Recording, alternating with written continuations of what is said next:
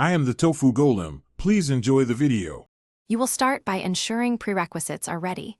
Confirm the game can run windowed or borderless and update GPU drivers. Open the game's display settings now and switch to windowed mode. Note resolution and refresh rate so you can restore them if needed.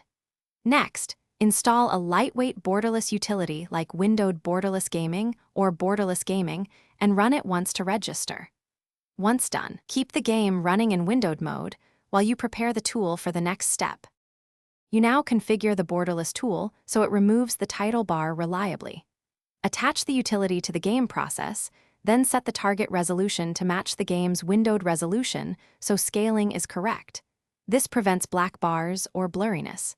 Enable the borderless option and assign a hotkey for toggling. That keeps you from reopening menus.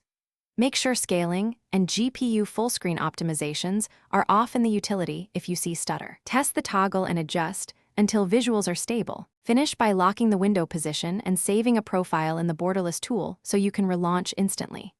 Test common actions.